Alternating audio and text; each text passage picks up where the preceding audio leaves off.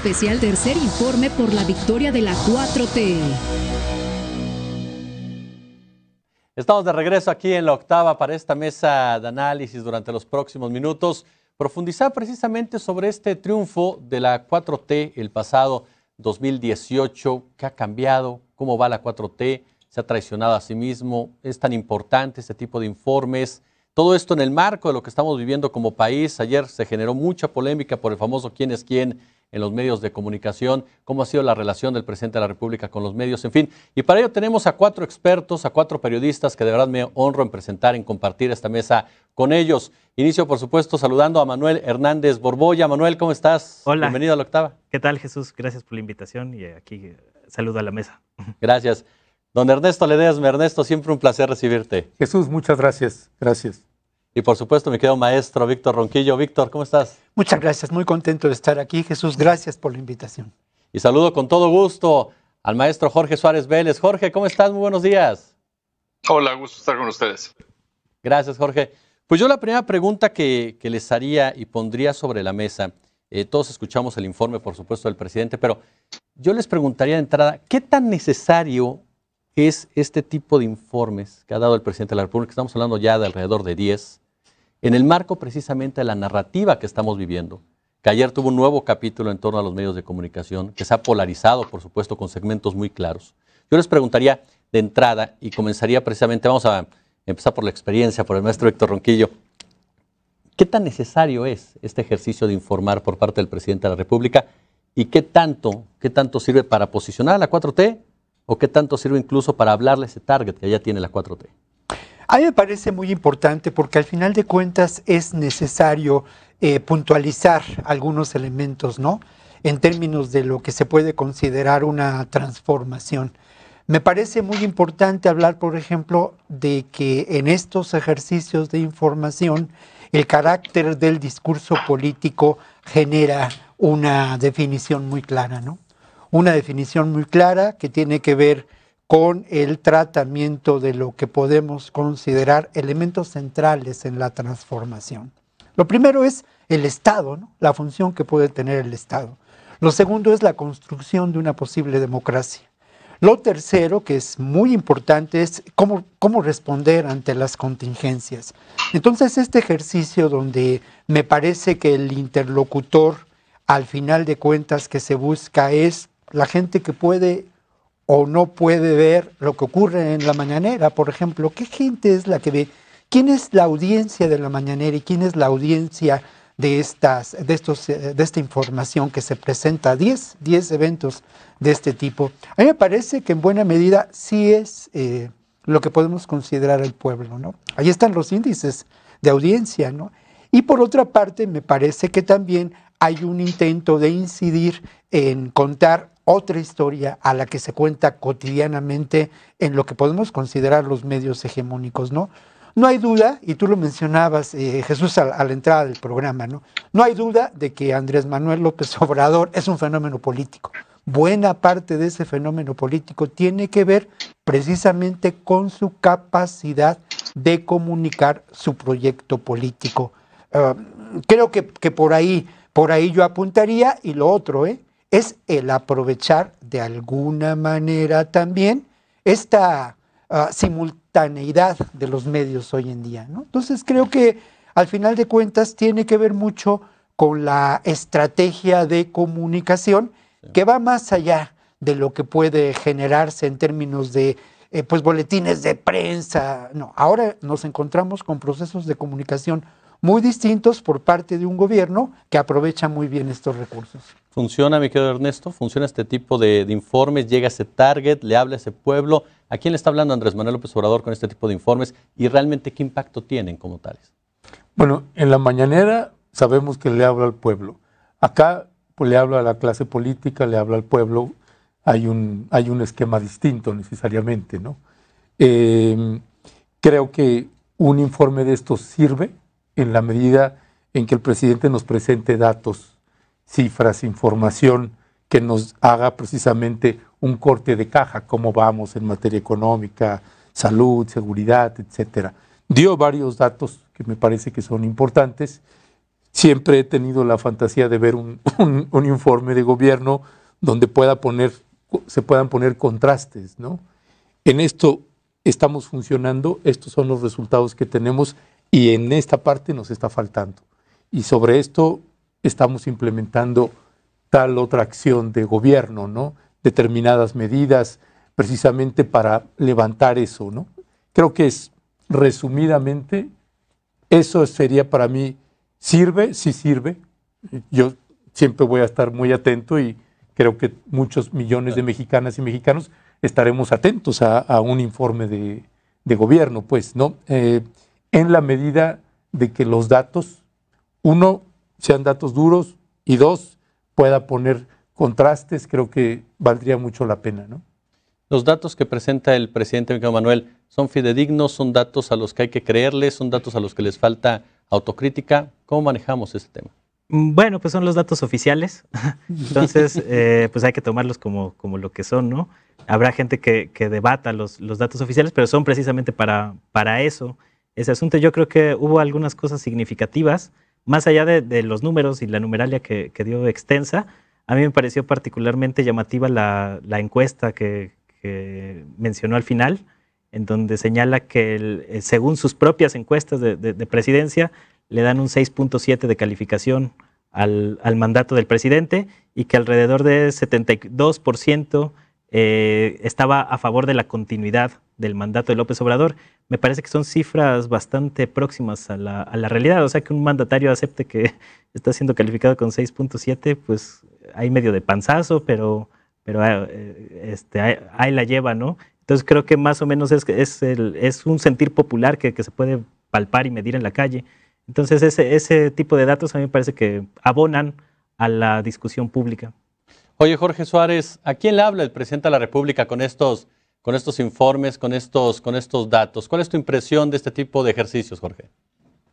En las mañaneras y cada vez que abre la boca, lo que le está hablando es a su base. O sea, esto ha sido la constante en todo este ejercicio de tomar control, digamos, de la narrativa en todos los medios. Me permitiría estar por eso en desacuerdo con mis colegas, porque empezó, de hecho, Víctor diciendo que este era un ejercicio de información. Esto no es un ejercicio de información, es un ejercicio de manipulación. O sea, es un ejercicio donde distorsionan datos, se elige qué información maquillar y dar, pero se omite la parte más importante, lo que sí ha ocurrido en estos 30 meses, que me atrevería a decir son probablemente los peores que ha habido en la historia reciente de México.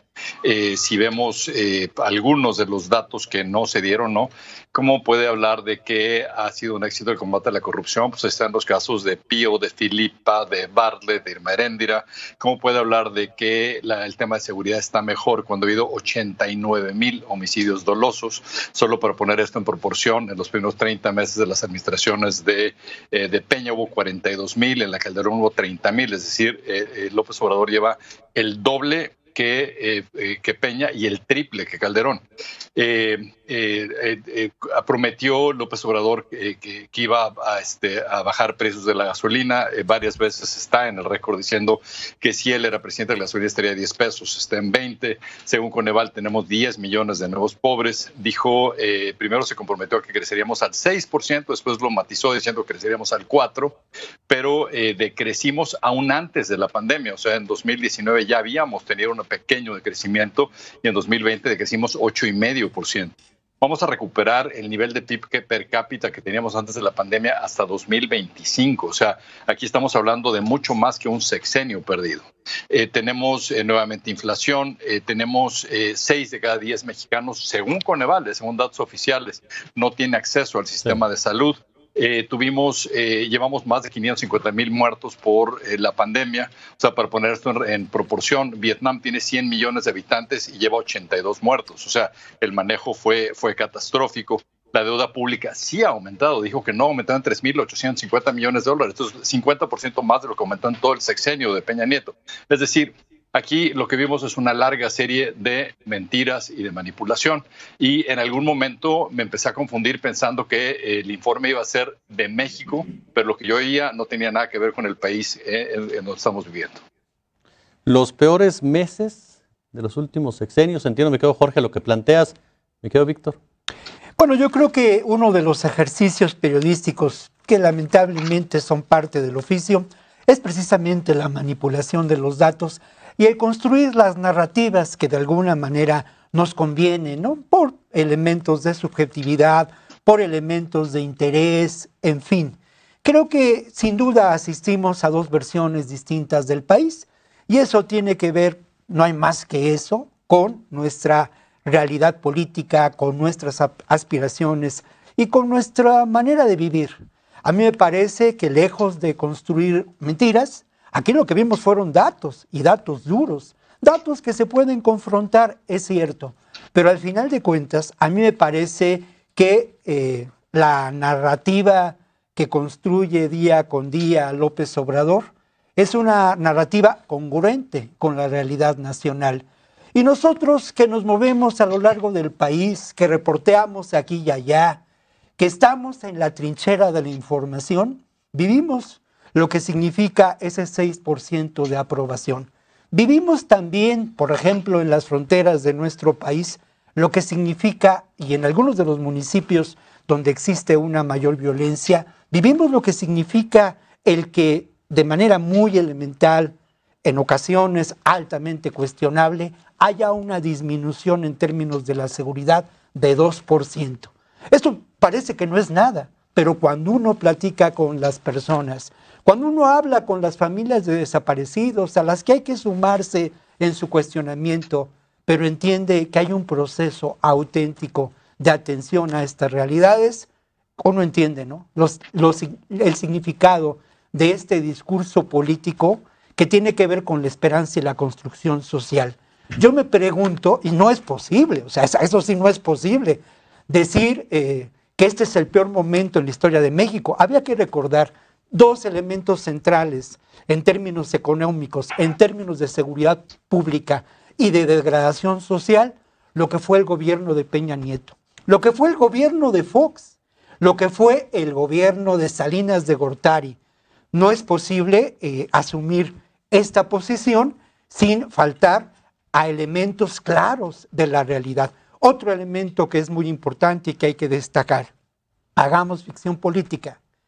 ¿Qué hubiera ocurrido con el manejo de la pandemia si este manejo de la pandemia se hubiera dado en la época de la depredación del neoliberalismo? Ahí están los datos, ¿eh? El sistema de salud estaba en la lona. Tenemos lamentablemente que sumar los muertos y todos seguramente hemos perdido a alguien que es significativo para nosotros. El escenario hubiera sido terrible. Y lo otro, ¿qué hay en cuanto al manejo político de las vacunas? Al final de cuentas, claro, podemos, elegir cómo informamos. Y no hay que ser muy claros, ¿eh? Estamos enfrentando una enorme confrontación ideológica que tiene repercusión día con día en los medios informativos. Día con día, los que revisamos los medios nos damos cuenta de cuál es la estrategia de este grupo enormemente conservador y a qué intereses responde, y dónde se sitúa, y cuáles han sido los privilegios. Mi querido Jesús, a mí todavía me deben 5,000 pesos en Nexos por un artículo. Yo no soy nadie, pero al final de cuentas ves cómo hay grupos privilegiados de analistas, de periodistas, de académicos, que lamentablemente ahora sí ven afectados sus intereses. Eso es evidente. Uno de los errores perdón, estoy abusando, colegas, pero uno de los errores de Andrés Manuel López Obrador ha sido precisamente el no aliarse con quienes a lo largo de décadas trabajamos en favor de la construcción de un país distinto. ¿Quiénes? Pues bueno, por una parte, sin duda, las organizaciones sociales que no corresponden necesariamente a Mexicanos Unidos contra la Delincuencia, sino gente como el PRO de Derechos Humanos, como Tlachinolan en la montaña de Guerrero. ¿Quiénes más? Los académicos que hemos trabajado a lo largo de los años por una construcción moral de este país. ¿Y quiénes más? Los periodistas, que desde muchas trincheras hemos contado una historia que me parece, con las limitaciones de nuestra perspectiva, de nuestra subjetividad, hemos dado voz a quien no la tiene y hemos hecho un ejercicio de periodismo inteligente y equilibrado. Mi querido Ernesto Ledesma, atendiendo precisamente a lo que comenta tanto Jorge como lo que comenta Víctor, una de las narrativas que existió en esta campaña electoral, también Manuel, fue precisamente esa por parte del grupo de oposición, encabezado en este caso por Claudio X González, PAN, PRI, PRD. Antes estábamos mejor. ¿Antes estábamos mejor de la Cuarta Transformación? No, mira, y yo comparto una parte de lo que estaba señalando Víctor. Y ahorita que escuchaba a Jorge, también me sorprendía escucharlo, ¿no? Porque pues no sé en qué país vive él, ¿no? Porque dice, yo no sé, estaba escuchando al presidente y yo no sé de qué país estaba hablando, pero no estaba hablando de México. Y esa es precisamente, creo que la disputa en la narrativa, ¿no? Digo, no nos hagamos aquí los que estamos, y Jorge que está escuchando allá, pues que forma parte de este otro sector de oposición, en este caso Jorge, y no tiene nada de malo eso, pero perder el sentido de la proporción y de la ubicación porque te gane no sé, el enojo hacia el presidente o algo. Mira que somos nosotros en Rompeviento TV, somos también críticos con el presidente, lo confrontamos, ¿no? Y tratar de equilibrar un poco con base a una investigación no solamente documental, sino de campo. Y eso es lo que les falta a ellos, ¿no? No se enlodan, no van ahí a verificar, ¿no? Y si hablamos de datos duros, pues tampoco, porque si él habla de que la corrupción está peor, pues me da hasta escalofrío, ¿no? Me da hasta escalofrío escuchar esto pensando en Felipe Calderón y pensando en Enrique Peña Nieto, solo por mencionar los últimos dos presidentes, ¿no? Me parece escalofriante, ¿no? Porque pues si hubo un sexenio donde el precio del crudo, del petróleo, ha estado como ningún otro presidente lo ha tenido, es con Felipe Calderón. ¿Y dónde quedó eso? Y todo el robo en Pemex, la condición en cómo nos dejaron las instituciones de salud. Prácticamente no hay institución de gobierno, Secretaría de Estado, que no nos lo hayan dejado en los huesos. Y hay un combate frontal a la corrupción y claro que pues, si no lo ves, pues es prácticamente, bueno, puedo respetar ese punto, pero pues me parece triste escucharlo porque uno espera pues subir un poco el nivel del análisis y del debate, ¿no? Nosotros combatimos, no estamos de acuerdo con algunas de las decisiones que ha tomado el presidente Andrés Manuel López Obrador. Ahorita en el informe, pues no escuché pueblos indígenas, no escuché desaparecidos, ¿no? Que son decisiones que ha tomado con el fiscal general de la República. Hay muchas acciones del gobierno que no compartimos y que las hemos estado señalando una y otra vez en reportajes, en trabajo periodístico, y de ahí a llevar a que estamos peor. Bueno, de veras que cuando uno ve los niveles de pobreza, de marginación que nos dejaron y esta reubicación del presupuesto que se ha estado dando y regresarle al Estado la rectoría de alguna de sus responsabilidades, pues me parece que hay, sí, dos visiones completamente distintas. Ahorita que escucho a Jorge, que es la primera vez que me toca compartir un espacio con él, lo vi ahí en alguna ocasión con Cheiro, y sí, me parece que de pronto hay que calmar un poco los ánimos y pues tratar de presentar más elementos, ¿no?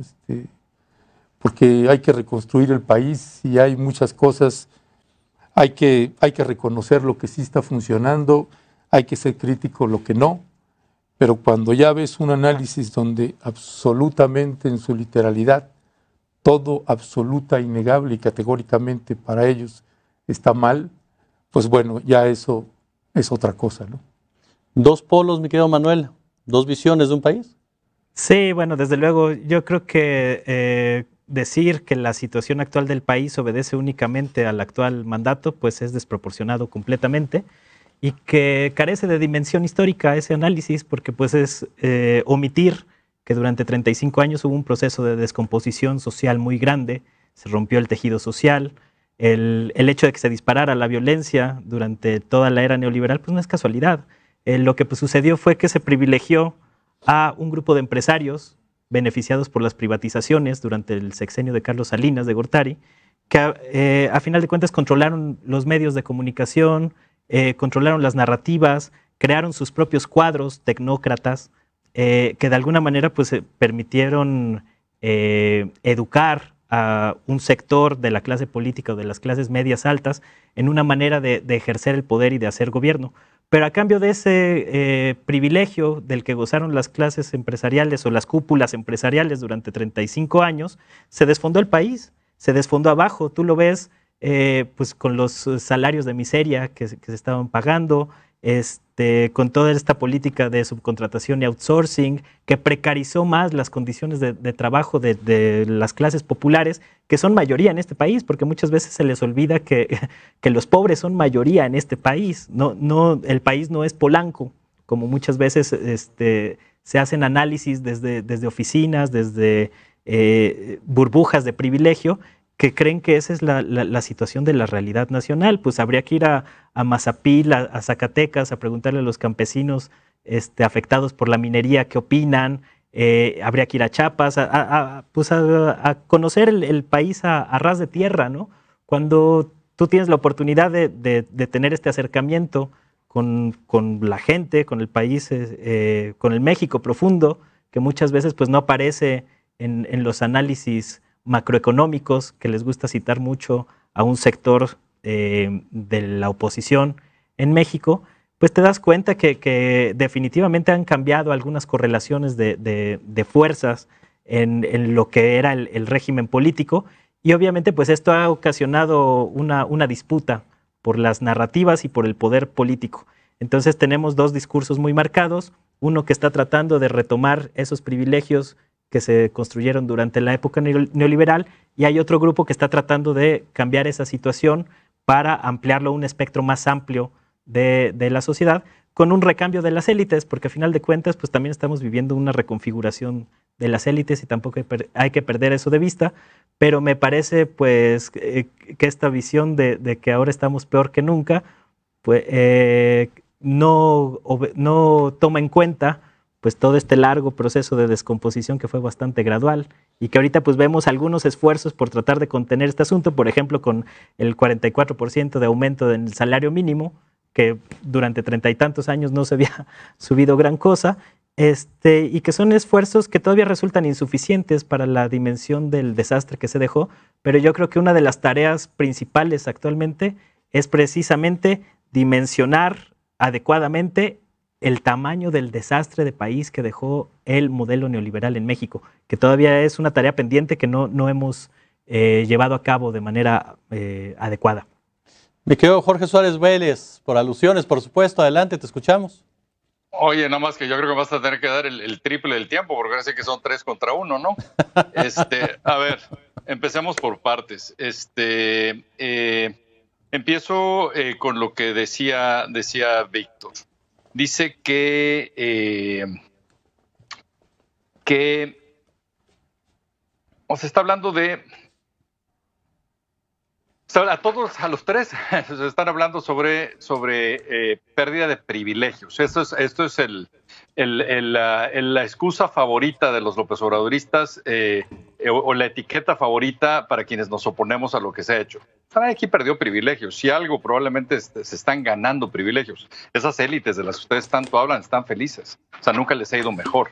O sea, algunos de los nombres han cambiado, pero otros siguen exactamente igual. Vean la junta que tuvo con Carlos Slim hace 2 días. Vean cómo está Ricardo Salinas Pliego, está mejor que nunca. Vean a su compadre Riobó, qué tan feliz está con todo lo que se le está dando. O sea, esto así era y así sigue siendo.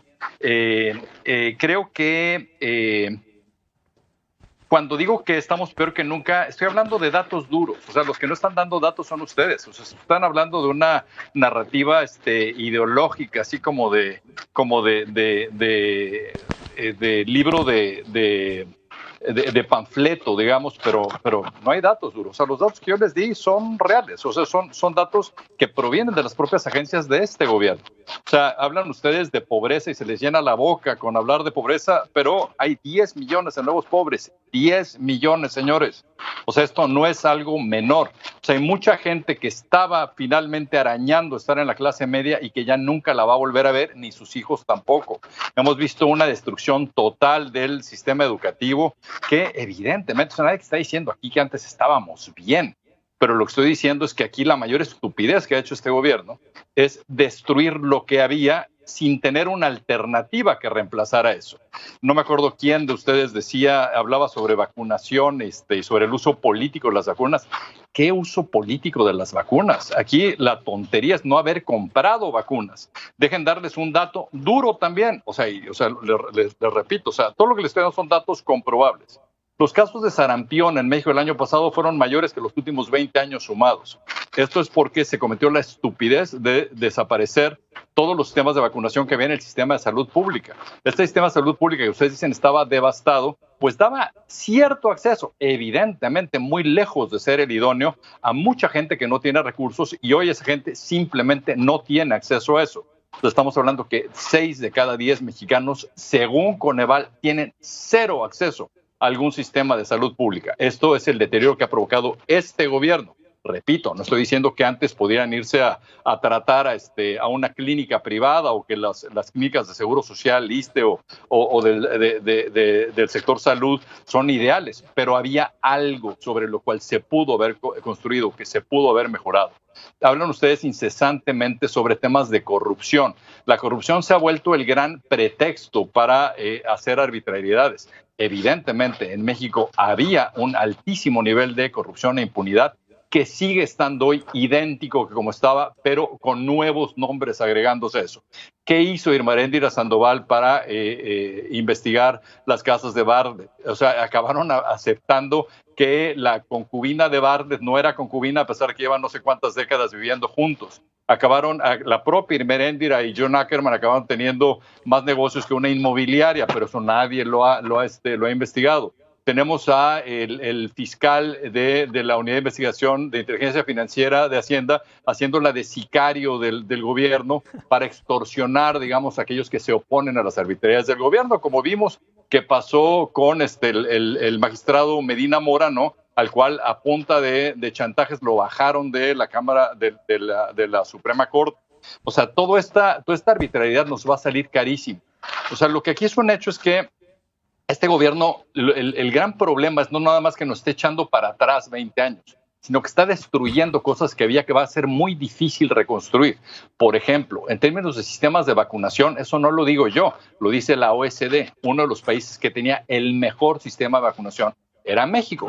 Ahí sí éramos comparables con los países desarrollados. Y lo devastaron. Entonces, claro, ahora para aplicar vacunas de COVID, estamos ahí inventando el hilo negro. Otro dato duro, o sea, el país del mundo donde ha muerto más personal médico por COVID es México, de todo el mundo, o sea, más que en países que tienen 10 veces más población que nosotros.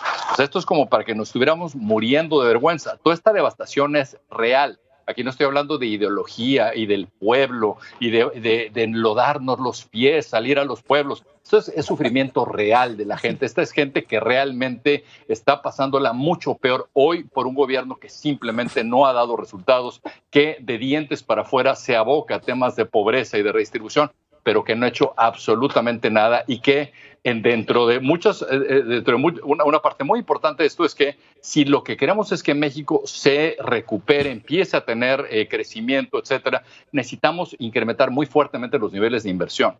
Y este gobierno lo otro que ha deshecho es toda la estructura legal, todo el marco legal para invertir. O sea, el cambiar las reglas de forma arbitraria en temas del nuevo aeropuerto de la Ciudad de México, en temas de la cervecera en Mexicali, en temas de los cambios inconstitucionales a la ley de la industria eléctrica, a la ley de hidrocarburos. O O sea, todo esto va a acabar matando la inversión y va a acabar dejándonos mucho más pobres que antes. Este proceso de esta narrativa boba y simplista de la pobreza y los derechos de los pobres, y es lo que ha desencadenado que Venezuela sea hoy el país más pobre de América Latina, ya habiendo rebasado a Haití, cuando hace algunas décadas era el país más rico de América Latina. O sea, esto no se trata de ideología, se trata de pragmatismo. ¿Cómo hacemos para que México salga adelante? Y eso es lo que este gobierno simplemente se rehúsa a ver. Definitivamente, bueno, vemos dos visiones, dos posturas, y perdón, le voy a echar más cerillo al bosque.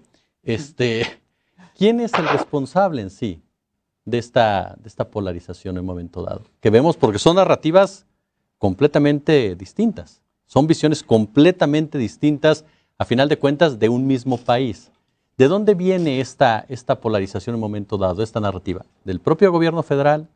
¿De los empresarios? ¿De los intereses creados? ¿De dónde parte esta narrativa, mi querido Víctor? Bueno, yo creo que hay que tomar en cuenta una realidad histórica, ¿no? Y volvamos a los clásicos. Al final de cuentas hablamos de lucha de clases. Es decir, ahí sí es evidente, ¿no? Hay una lucha de clases que ha persistido, y esto es un análisis, sí, del marxismo, pero de otras corrientes de pensamiento económico.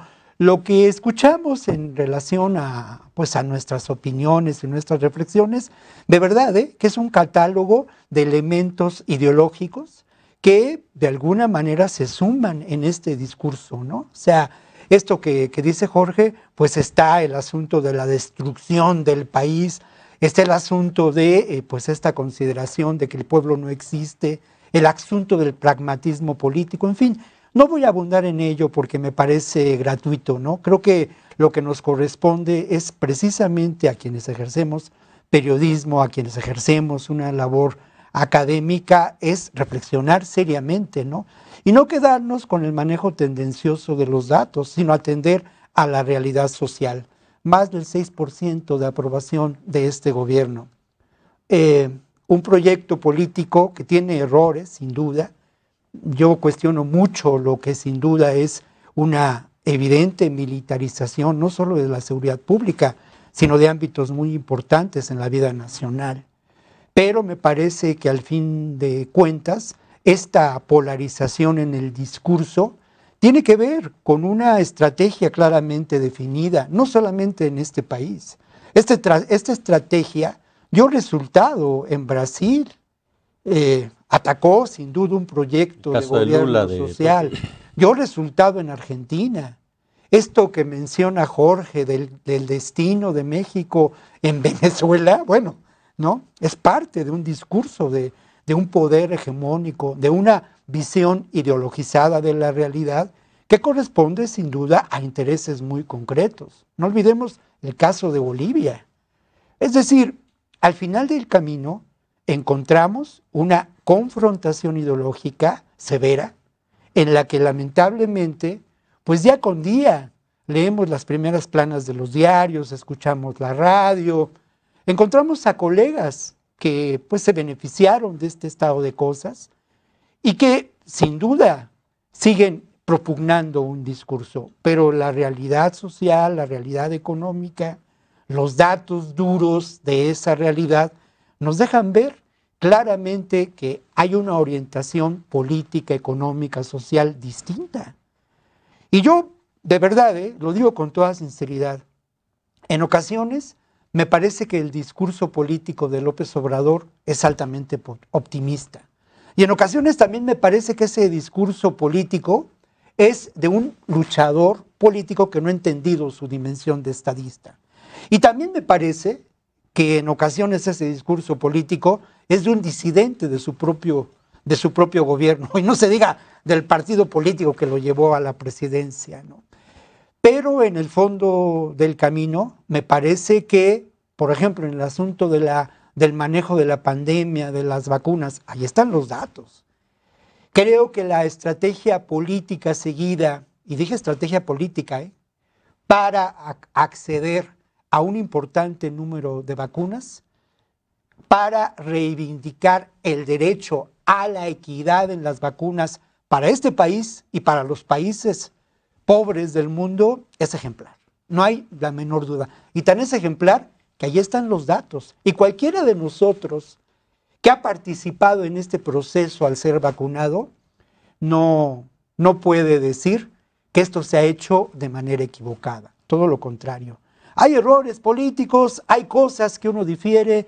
Yo no me considero de ninguna manera López Obradorista y creo que todo lo contrario, ¿eh? O sea, tenemos que permanecer en una perspectiva crítica, pero también tenemos que reconocer auténticamente este proceso histórico y no aferrarnos a lo que puede considerarse estos intereses, que además ya lo mencioné. Este discurso de Jorge, este es un discurso ideologizado y es un discurso tendiente a generar el descontento social, a generar malestar. ¿Con qué fin?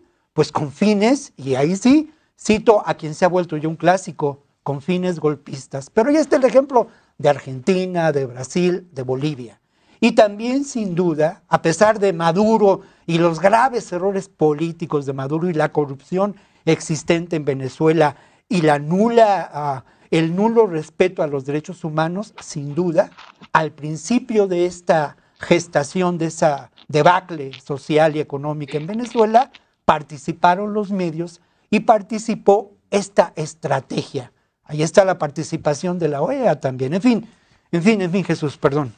Jorge, ¿querías responder algo directo a lo que dijo Víctor? Digo, me permito con todo respeto decirle a Víctor, es un insulto a mí lo que está diciendo. Decir que es un discurso que tenemos porque hemos perdido beneficios. Le repito a Víctor, si algo ha pasado que los hemos ganado.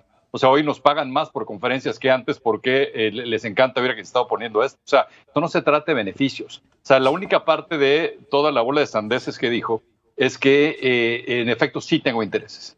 Eso sí, no lo niego. Mis intereses son, quiero ver a un México mucho más próspero. Quiero ver a un México con mucho menor desigualdad. Quiero ver a un México donde los niños con cáncer tengan vacunas. Quiero ver a un México donde los médicos tengan acceso a no morir cuidando a un paciente COVID. Quiero ver un México donde haya escuelas públicas de calidad que permitan que los niños tengan acceso a integrarse a los mercados laborales con éxito y tener acceso a salarios dignos. Quiero un México en el que las mujeres no sean víctimas de feminicidios. No quiero un México militarizado. Todos esos sí son intereses, esos sí los tengo. Y por eso estoy hablando. No hay absolutamente ninguna otra cosa que lo haga. No estoy tratando con esto de fomentar insurrección, ¿no? Simplemente lo que estoy diciendo es la verdad. Mi verdad, como la veo, y le repito a Víctor, le estoy dando datos y lo reto que haga lo mismo. Porque usted no me ha dado un solo dato que contradiga los que le estoy diciendo. 550,000 muertos por COVID, 10 millones más de nuevos pobres, el país donde más médicos han muerto por COVID. Estos son datos reales. Una economía que se ha contraído casi 9% en 2 años. Un país que no va a regresar al nivel que tenía hasta 2025. Deme datos. Contradiga esto que le estoy diciendo con datos, no con pasquines ideológicos, que es lo que parece que ustedes es con lo que se estaba basando. Verdaderamente me parece increíble, que usted hable de que hay que tener seriedad en este tipo de debate. Tenga la seriedad de hablar de datos, de dar información real. Vea el número de asesinatos que ha habido en el país en los últimos 30 meses. Eso sí está afectando a la gente más pobre. Eso sí, la gente rica se ríe de esto. Ellos tienen protección, viven en zonas seguras, etcétera. Esto afecta a la gente pobre. Esto afecta al que tuvo que salir a trabajar a pesar de que había COVID porque no había ningún tipo de apoyo social por parte del gobierno para los que estaban teniendo que cerrar sus negocios. Esto sí afecta al pobre. Entonces, verdaderamente me ofende que usted insista en que este discurso proviene de intereses o de defender privilegios. No tiene nada que ver. Y lo que yo le diría, ¿está usted hablando porque está buscando privilegios entonces? Porque parecería que, por contraparte, pues esa sería la única forma de ver por qué usted sigue defendiendo algo que es absolutamente indefendible. Mi querido Ernesto Ledesma, para incluirnos todos, por supuesto, hay una agenda por parte de algún sector que efectivamente vaya buscando minar esta estabilidad del gobierno federal, o se exagera al hablar de golpismo en algunos temas? Mira, yo ahorita que vuelvo a escuchar a Jorge, Hace rato iniciaba él que decía que son 3 contra 1. Yo pienso que son 4, se debería incluir.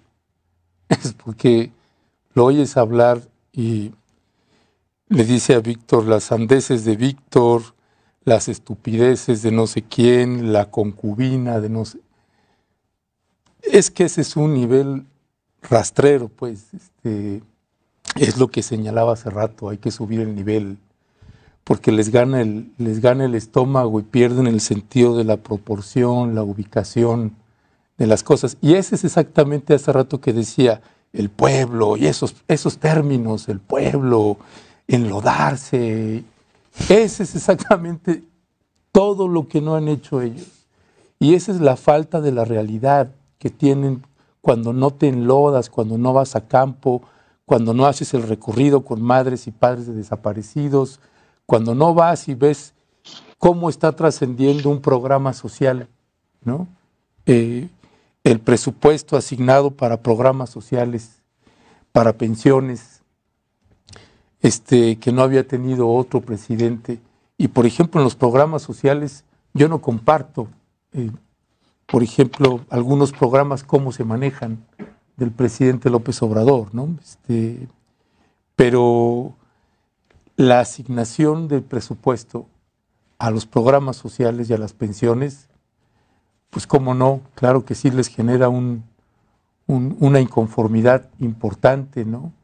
O sea, el hecho de no hacer alusión a esto que señalaba Manuel del 44% del incremento al salario mínimo, ¿no? Esos no son datos. Esos no son. No, acaba de haber todo un reporte de datos ahorita, de datos duros, 70,000 millones de pesos de incremento precisamente al presupuesto de salud, 57 millones de vacunas, 35% de la población vacunada, no devaluación, 44% del incremento al salario mínimo, inflación estable, bajó la tasa de interés 3.75%, las reservas en México crecieron de 173,000 millones de dólares a 192,000, casi 20,000. Es que se pierden, les gana el estómago. Y una cosa son los datos duros, que en eso también, ni siquiera en eso se preparan bien, porque los datos duros también tienes que contrastarlos en campo. Es que viven en una nube, o sea, no han bajado de ahí, pues, ¿no? Dice, ahorita se atreve a decir, no hemos perdido privilegios, a mí me pagan más por dar, qué barbaridad.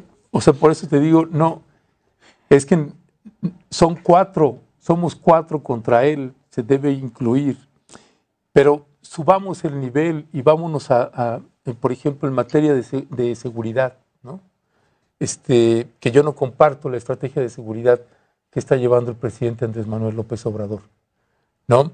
O sea, esta estela de muerte, de fosas clandestinas que nos dejó Felipe Calderón y Enrique Peña Nieto, y Vicente Fox también, ¿no? La estrategia para enfrentar eso no me parece que esté funcionando, ¿no? O sea, esa herencia maldita no tiene que hacer un ajuste importante la estrategia de seguridad nacional, ¿no? Un mecanismo en estas facultades desproporcionadas que se le están dando al ejército mexicano, a las Fuerzas Armadas, me parece que en la medida en que no regules eso, o sea, no regules a las Fuerzas Armadas y no haya mecanismos de supervisión, se te puede salir de control. Hace poco teníamos algún debate con el presidente sobre el primer caso de la ejecución extrajudicial y tú veías la reticencia del presidente en el tema y que no era un tema cómodo. Pues finalmente se aceptó hace pocos días el primer caso de ejecución extrajudicial cometida por el ejército mexicano. Pero es solo un caso, ¿no? Falta más, ¿no? O sea, ¿qué implicaciones va a tener para la población civil tener a las Fuerzas Armadas en las calles? Los que documentamos los impactos de la ocupación militar en territorio indígena, pues es como decía este especialista en Fuerzas Armadas, Jorge Luis Sierra Guzmán, que señalaba en materia de seguridad interna, pues ningún ejército tiene que estar en instalaciones rozando con la población, porque se presta a muchas situaciones. El modificar la estrategia de seguridad nacional me parece un tema de los más importantes. El darle facultades a la Subsecretaría de Derechos Humanos y a la Secretaría de Gobernación, esa expresión que al presidente no le gustó en una mañanera, que le decía, dele dientes a estas instancias en materia de desaparición de personas, la Comisión Nacional de Búsqueda, la CEAP, la Subsecretaría de Gobernación, la Secretaría de Gobernación, tiene que darle facultades. Ese es un tema que considero que debería manejarse como un tema de seguridad nacional. Claro. O sea, y tienes que triplicarle el presupuesto a esas dependencias de gobierno, ¿no? Y tienes que darle facultades para que puedan realmente hacer, porque no importa que des más presupuesto para programas sociales, no estás atendiendo el problema de fondo, porque el problema de fondo también tiene que ver con atender los temas de inseguridad en el país, tiene que ver con esta parte tan desoladora que luego uno puede percibir de estos colectivos de madres que están buscando a sus familias desaparecidas. Esos son temas centrales, eso es lo que está pasando allá abajo, eso es lo que hay que debatir. Y acá podemos desgañitarnos, ahí puede perder el estómago Jorge o yo o tú o quien sea. No, es lo que está pasando ahí abajo y lo que hay que atender y qué cosas tiene que modificar. Yo espero que el gobierno de Andrés Manuel López Obrador acepte también, haga más autocrítica y acepte críticas, observaciones, sin que seas estigmatizado como un adversario o algo, pues, ¿no? Y lo puedes identificar, ¿no? Porque López Obrador dice, no tengo enemigos, solamente tengo adversarios. Dice, bueno, fuera que fuera eso. Pero no, el presidente también tiene enemigos, ¿no? Porque un enemigo, a diferencia de un adversario, el adversario lo quiere derrotar. Claro. El enemigo lo quiere destruir. Y de eso trata, pues, destruir este otro modelo que no comparto a plenitud, pero que definitivamente, a todas luces, desde mi particular punto de vista, es infinitamente mejor. Me da terror que regresen estos que quieren regresar. Sí, sí. Voy a cerrar contigo, mi querido Manuel Hernández Borbolla, el más joven de la mesa, porque eres de lo más joven que existe, de lo más talentoso, te lo digo abiertamente. Pero brillante, sí, sí. Exactamente. ¿Con qué cerramos, mi querido Manuel? Pros, contras, ¿con qué cerramos? Bueno, pues es que una característica de la tecnocracia que floreció durante el periodo neoliberal fue precisamente tratar de disfrazar ideología con números y con cifras, ¿no? Y es más o menos lo que está intentando Jorge, dando unos números pues bastante extraños. Habla de 500,000 de muertes por COVID. Yo no sé de dónde saca esas cifras. Las cifras oficiales están de la Secretaría de Salud en 220,000 muertos confirmados por COVID. Hay algunas proyecciones de que esta cifra podría ser mayor, pero soltar así como si fuera un dato duro el 500,000 de muertes por COVID, pues es tramposo, la verdad. Es un dato impreciso que busca confundir y generar una narrativa con fines claramente políticos. Ahora que aludía a los datos, pues hay un dato muy interesante que prácticamente en todas las encuestas de opinión que están disponibles, pues hablan de un 60% de aprobación al mandato de López Obrador. Si es tan grande la destrucción del país como él la menciona, pues ¿cómo es posible que la gente, 2/3 partes de los mexicanos, estén aprobando el actual proyecto de país? Esto no quiere decir que no haya problemas o que no haya deficiencias en el gobierno actual. Yo creo que los alcances de la cuarta transformación que está impulsando López Obrador pues van a ser bastante limitados. Tienen muchos problemas históricos, hay muchos conflictos internos que no se han resuelto y que pues obviamente eso va a marcar buena parte de la administración. Pero llevar el debate a esta confrontación pues es más o menos lo que ha buscado un sector de la derecha mexicana Y obviamente pues López Obrador también ha puesto de su parte, ¿no? Le gusta ponerse los guantes de box al presidente. Entonces pues vemos un continuo golpeteo de uno y otro bando. Y yo creo que esta discusión tan polarizada, tan maniquea, no le está haciendo bien al país, porque a final de cuentas pues eso está cegando muchos de los errores que se le podrían criticar al gobierno de López Obrador. Yo pongo un ejemplo, cuando se trata de errores que comete el gobierno de López Obrador contra los sectores más pobres, contra los campesinos. Por ejemplo, yo una de las peores cosas que le he visto al gobierno de López Obrador pues fue el tratamiento que se le dio a los campesinos de Morelos con la termoeléctrica de Huesca, por ejemplo. Pero curiosamente ese tema no se vuelve escándalo mediático, porque en este país los escándalos mediáticos son los temas que pertenecen a la agenda de las cúpulas empresariales, que son los dueños del 95% de los medios de comunicación. Entonces, cuando yo escucho a la gente de la oposición o de un bloque duro opositor con tintes golpistas hablar de que estamos viviendo en una dictadura, cuando el 95% de los medios de comunicación están en contra del presidente, cuando los partidos opositores salen a celebrar supuestas victorias electorales durante las intermedias, pues yo digo, qué extraña dictadura estamos viviendo en México, que no hay un antecedente así en la historia de la ciencia política. Entonces, este tipo de manipulación del discurso, pues obedece a una agenda política muy clara, pero está completamente disasociada de la realidad. Perfectamente. Yo quiero de verdad agradecerles, estoy acá, agradecerles por supuesto a los cuatro su participación en esta mesa de análisis. Rápidamente algunas conclusiones. Jorge Suárez Vélez, estoy contigo, Jorge. Sí, bueno, o sea, podría echarme media hora de conclusiones más. Ya no tenemos tanto tiempo, Jorge, pero échale. A ver, hablan de datos con respecto a las vacunas, no recuerdo quién de ustedes lo dijo. O sea, ¿por qué no hablamos de los 30 millones de vacunas que compró Ebrard y que Penilei Ramírez acaba de denunciar? Que la empresa que las compró es una empresa que se constituyó después de la compra de las vacunas. Eso es falso. Entonces, esto no es así. Hablan ustedes de... Es totalmente... Bueno, rebátelo con ella. O sea, están todas... Manido, es información que está en los medios y que ya se ha repetido, nada más, pero es una falsedad. ¿Me dejas de interrumpir, por favor? ¿Me dejas de interrumpir, por favor? O sea, las fuentes de ella están citadas y son muy claras y está comprobado que esa empresa se generó después. Puedes alegar que eso es normal, que es lo que de hecho ha dicho el gobierno, que eso es normal, no tiene nada.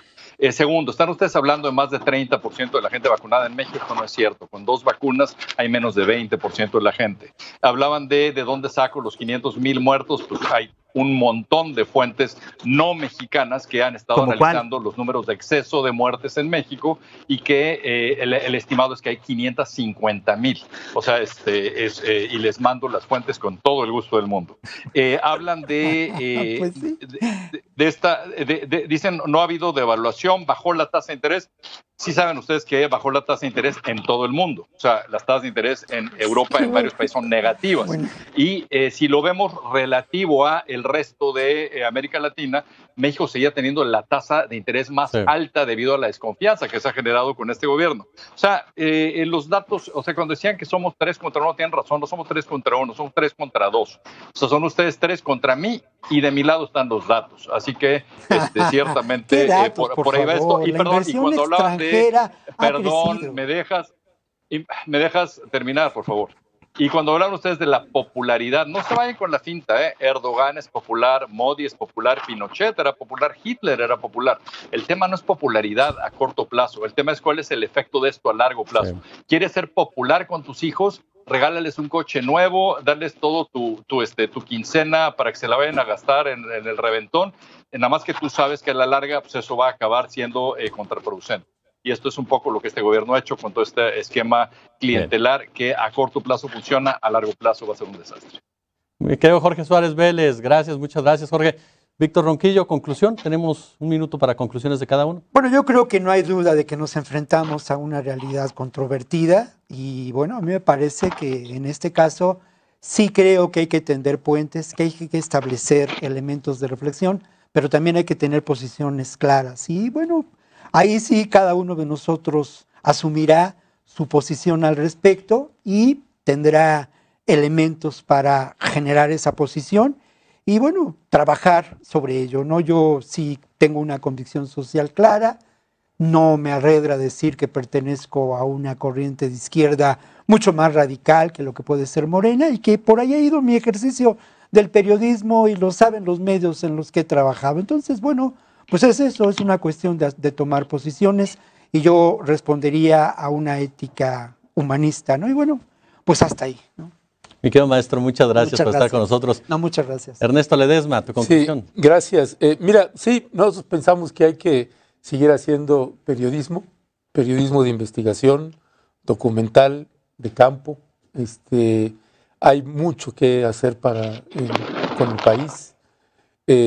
Esperemos que el presidente Andrés Manuel López Obrador pues realmente escuche estos otros sectores, esto que comentaba Víctor, que me parece importante, son estas organizaciones que él mencionó, por ejemplo, como el Centro de Derechos Humanos de la Montaña, Tlachinolan, el Centro Fray Bartolomé de las Casas, Serapaz, el Fray Juan de Larios. Hay muchas organizaciones que se va a ir este presidente, va a llegar otro y va a llegar otro, y son organizaciones que trabajan con la gente abajo, de base, y que hay una condición de extrema vulnerabilidad en la población. Ojalá el presidente modifique la estrategia de seguridad nacional.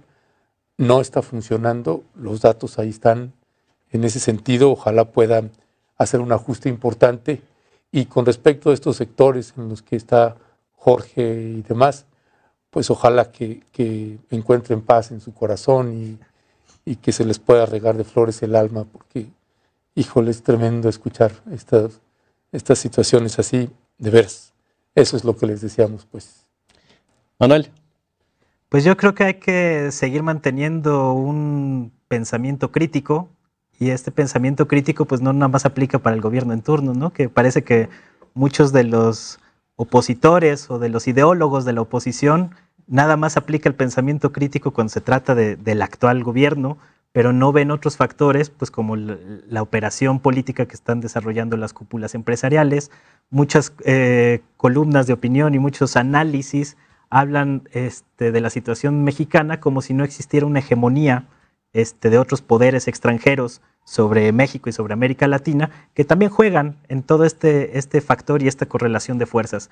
Entonces yo creo que hay que seguir parando las antenas, no cayendo en estos vacíos retóricos o en estos juegos retóricos a donde se trata de posicionar la discusión, y hay que pues entender que si bien es cierto que hubo un cambio de régimen político en México donde se cambió toda la correlación de fuerzas, y que entre otras cosas el sector empresarial está muy molesto porque ahora sí les cobran los impuestos que antes no les cobraban, entre otras cosas, pues esto va a ser también un proceso gradual. O sea, la descomposición que se generó durante 35 años no se va a cambiar ni en 1, ni en 2, ni en 3, ni en 6 años. Va a tomar décadas. Entonces hay que tener muy en cuenta eso a la hora de analizar los logros y los faltantes del actual gobierno. Manuel, muchas gracias.